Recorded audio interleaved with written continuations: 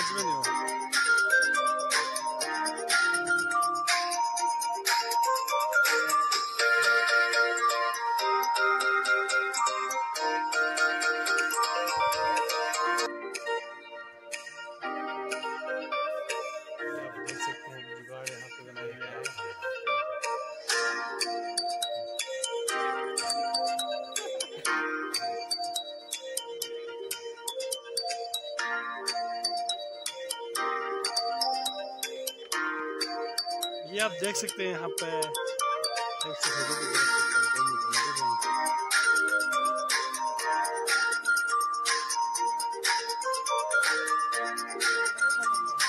में ना गिरेगी ना।